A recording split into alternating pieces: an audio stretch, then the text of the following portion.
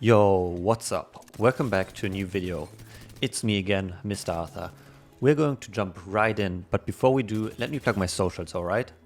I want to make this very clear. I do stream on Twitch, so if you want to watch me game, you want to come hang out, ask questions, or just chill, you gotta follow me over there on Twitch. twitch.tv/Misterarther. Down in the description you can also find my Instagram and Twitter, and you can find the Discord link to my server if you want to join up there. It's a slowly growing community, but we're doing a pretty good job. So now let's talk about my top 21 Apex Predator tips. Tip number 1. Tap strafing. Tap strafing allows you to bend your movement direction rapidly, which makes you an incredibly hard target to hit. Whether you are on a jump pad, trying to get an instant positioning advantage, fighting in close combat and want to take as little damage as possible, or simply stomp on your opponents, tap strafing will allow you all that as an all-time usable movement technique. In order to perform tap strafe consistently, bind forward as your mouse wheel up and perform a regular air strafe. While air strafing, scroll your mouse wheel up. Move either left or right without pressing W on your keyboard. It's as simple as that.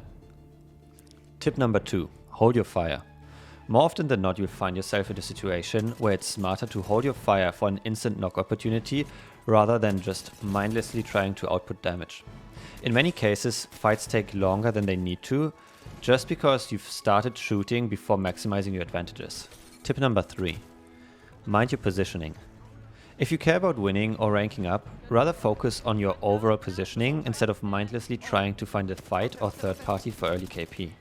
In other words, keep in mind whether it is smart to fight right now or reposition to have an easier time later on in the game. Tip number 4. It is unavoidable that your teammates die sometimes.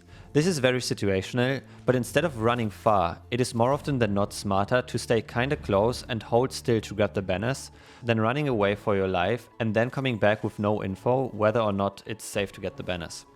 Once you run too far anyways, don't question your decision, but focus on good placement. Your teammates will thank you later. Tip number 5. FOV Ability scaling. Some legends, like Bloodhound or Octane, have variable field of view when using their abilities. This also affects your sensitivity. Simply disable FOV ability scaling in your settings for more consistent aim. Tip number 6.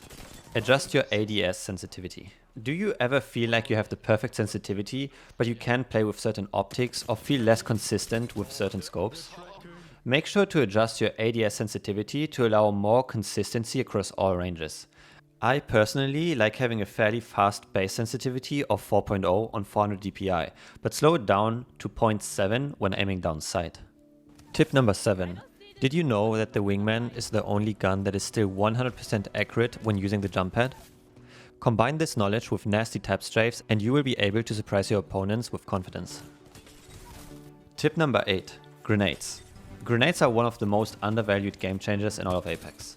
Whether you want to push a building, get a free opening kill, or protect yourself from a YOLO Reftane push, grenades always got your back. They output an insane amount of damage with little to no effort. Start using them effectively, be creative, and soon you'll notice what you missed out on. Tip number 9. Punching jump pads.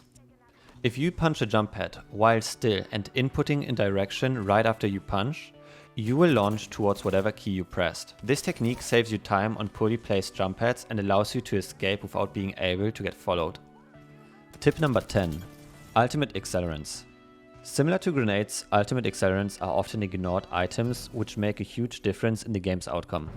Certain Legends ultimates have a long cooldown for a good reason. They are really powerful.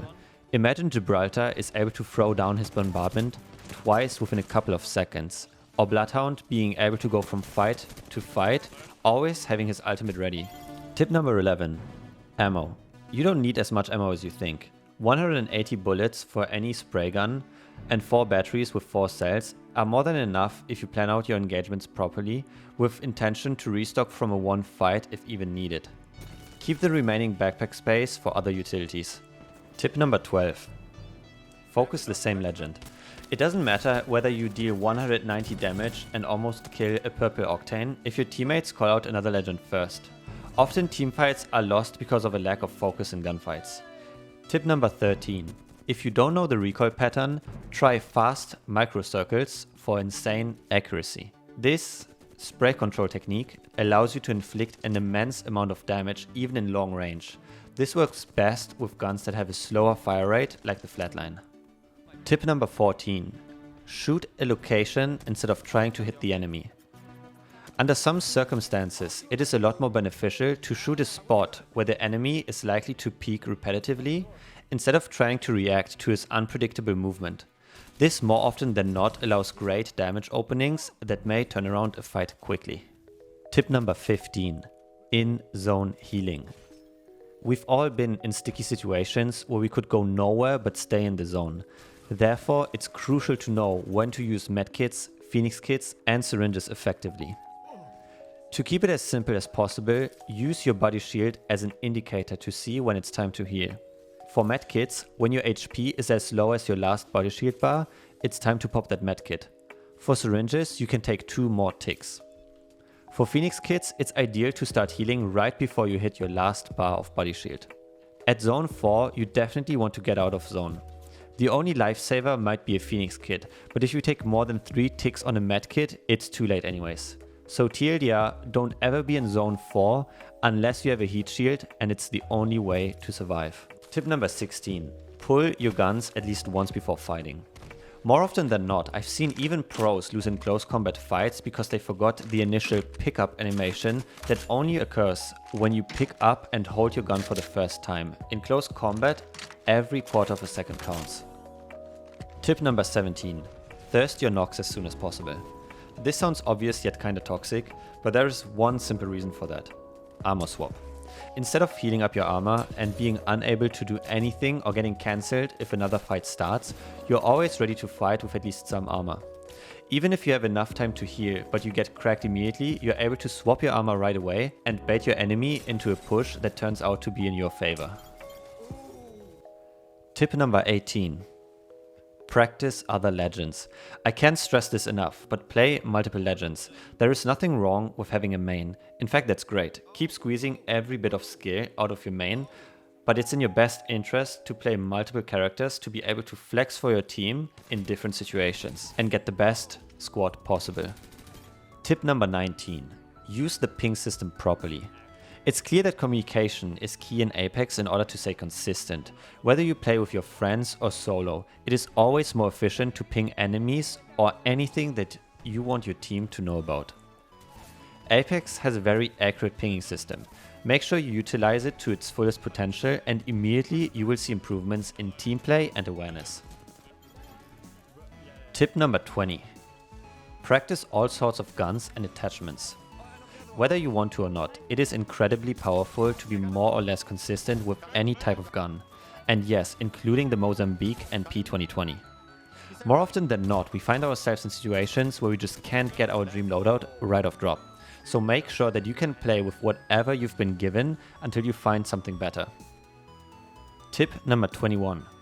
You can be inside death boxes as long as you don't leave them when they spawn.